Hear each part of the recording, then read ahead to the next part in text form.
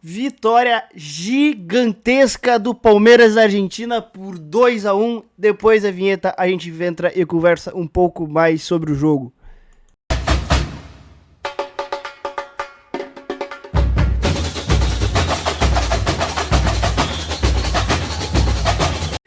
E aí, gurizada medonha! Que vitória do Palmeiras, que tá virando rotina também. Tá na cara de argentino, tá ficando rotineiro, né? Tá ficando maneiro. Toda hora é tapa na cara de argentino. Toda hora eles apanham pra nós. Tá ficando bem chato, pra falar a verdade. Toda hora eles apanham pra nós. É impressionante isso. Sem arbitragem é muito difícil esse time argentino chegar mesmo. Gigantesca a vitória do Palmeiras. Gigantesca mesmo, assim. Tem que comemorar muito.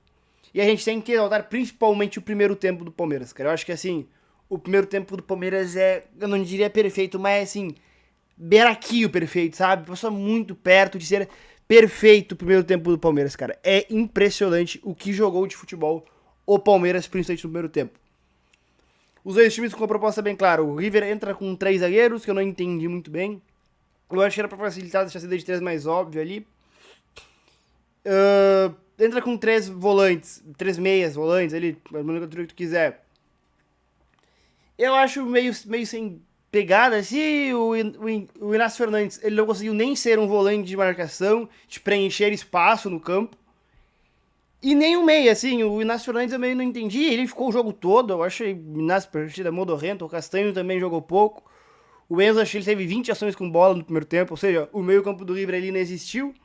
Com ele não existindo, o River não tinha chegado à frente, o River que tinha por ideia, ele aglomerava muita gente no espaço e tentava rapidamente trocar de corredor pro lateral do lado oposto. Ele basicamente era o que o River tinha de ideia no primeiro tempo, aglomerava, atraía o Palmeiras, que fazia muitas marcações individuais, a gente já vai falar delas aqui uns minutinhos, e girava para outro lado. O Palmeiras, com essas marcações individuais, que de novo, assim, eu tenho algumas críticas ao Abel, que algumas delas estão caindo, e a gente já vai chegar lá. São muito boas as marcações individuais do Palmeiras, muito boas, muito boas.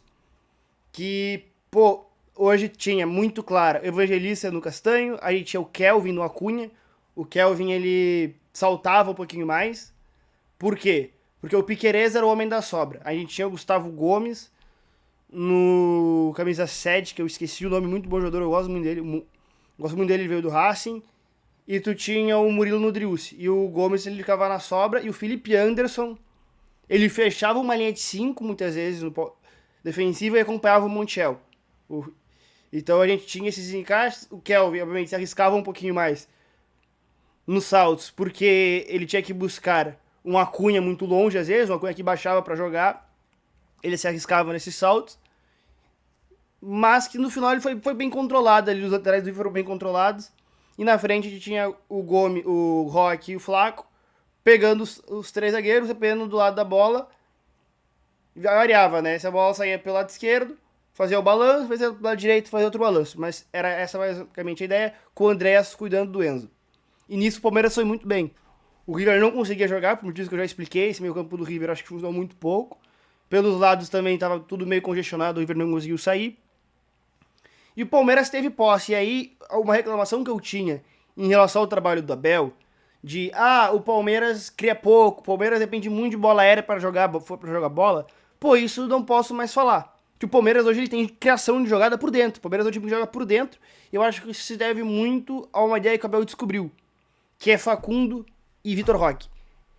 Eu acho que essa dupla ela mudou um pouco o rumo que o Abel estava levando no Palmeiras, de ser um time pragmático que jogava por bola na área.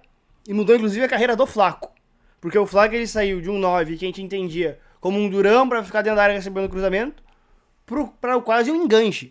Hoje o Flaco é quase um enganche e eu acho que muito faltava pro Flaco ter do lado dele um atacante rompedor, que é o Vitor Roque. E o segundo do Vitor Roque é muito isso. É um Flaco que baixa muito, consegue girar e acha o Vitor atacando espaço. O espaço que o Flaco criou quando ele baixou para jogar e o zagueiro veio atrás dele. Então, assim, o entendimento, as dinâmicas dos dois é muito maneiro de ver. Muito maneiro de ver. Eu acho que o Palmeiras foi muito bem nisso. e cria muito com essas situações. O Andrés Pereira hoje, muito bem no primeiro tempo, o Andrés Pereira, assim, ditou ritmo, outro nível de meio armador no Palmeiras já mostrou que, cara, a vaga é dele, vai ser difícil, o Maurício tava bem, mas, pô, a vaga vai ser dele, vai ser difícil tirar. O Andrés muito bem, escanteio zaço que ele cobrou, né, escanteio muito típico de quem marca individual, né, a jogada. Tu corre todo mundo pro primeiro pau, pros marcadores acompanharem, o gol dele só dá uma ameaça que vai, trava a passada, quando a bola chega nele, tá com tempo e espaço, cabeceia do canto do Armani. Não deu pro Armani, o Palmeiras 6x0 muito cedo, e eu acho que isso também facilitou muito o trabalho do Palmeiras de abrir 1x0 cedo, né? Porque além de o Palmeiras ter segurado aqueles primeiros 20 minutos, com 8 ele fez 1x0. Então, tipo assim, todo aquele caldeirão de começo do jogo, Monumental de Nunes com 80 mil pessoas, murchou muito cedo. E depois o Palmeiras faz 2x0 com o gol do Flá, que eu expliquei. O segundo tempo, eu acho que tava na conta o Palmeiras dar uma recuada e baixar um pouco o ritmo. Só que eu acho que ele baixou demais, ele correu algum risco. Assim, eu acho que ele correu algum risco em algum momento de colocar fora a vantagem que ele tava levando. Tá? O River muda, ele tira um zagueiro, ele põe o Quinteiros no meio, tira o Enzo também, e o time melhora. O Quinteiros, inclusive, assim, eu sou um grandíssimo fã de Juanfer Quinteiros. E eu não entendi ele ser reserva. O Quinteiros, ele não pode ser reserva desse time. Ele é um dos maiores ritmistas da geração atual. Assim, ele deve estar entre os 15 melhores ritmistas de jogo atualmente. Assim, é absurdo que joga o Quinteiros. Muito, muito acima da média e muito melhor que o Nácio Fernandes. Assim, ele não pode ser... sem bola, questões sem bola, pô... Não é isso, tá ligado? Tu tem que ter um cara desse pra... Tu tá em casa, tu precisa ter um cara desse pra jogar. Tu precisa ter. Eu entendo que daqui a pouco na ocupação de espaço ele não vai te entregar tanto. Tem várias essas questões, mas, pô, tem que ter, cara. Um cara desse... Um cara de pé bom, assim, tem que estar jogando teu time. Tem que estar jogando e ele muda um pouco, ele muda bastante as dinâmicas do River. O River melhora no segundo tempo também, porque para dar uma resposta pro seu torcedor, né? Porque tu não podia tomar 2x0 como tava tomando, de braço cruzado, basicamente. O River só assistia o Palmeiras jogar. O Palmeiras fica muito atrás, tem 2 pênaltis discutíveis, um que o árbitro deu, e o que ele deu pra mim. Se aquilo ali é pênalti, deve ter uns 15 pro jogo, que a gente vai ter que começar a dar. E tem o pênalti, os primeiros pênaltis que eu acho que é bem mais discutível, eu até daria. Mas o segundo, pra mim, é absurdo. O que ele ia dar e não deu por impedimento, pra mim, é um escárnio, não foi nada aquilo ali. Beleza? E aí, o River, num abafa, acha o gol, numa bola que o Quinteiros corta pra dentro, no que ele ameaça cortar pra dentro. É um aviso claro pra defesa do Palmeiras de... Está vindo uma finalização. A defesa do Palmeiras, ela afunda pra proteger a área, pra bloquear uma finalização. O Quinteiros consegue achar um passe no Martins Quarta, que dá paulada de fora da área, acho que ela até desvia, mata o Everton, fez o 2x1, e ali o Palmeiras, dali pra frente, sofreu ali os últimos 10, 15 minutos. Então eu acho que assim, um primeiro tempo de almanaque do Palmeiras, de almanaque, assim, de pôr no DVD o primeiro tempo do Palmeiras, um segundo que levou alguns sustos. Destaques individuais, Gomes, defensivamente um monstro, acho que não sei se perdeu alguma no jogo.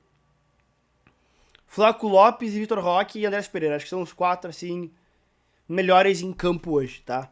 Acho que mal não teve ninguém muito mal, mas eu acho que esses são os principais caras hoje do time. Beleza? Deixa o like aí, comenta o que tu achou do jogo. Tamo junto, é nóis!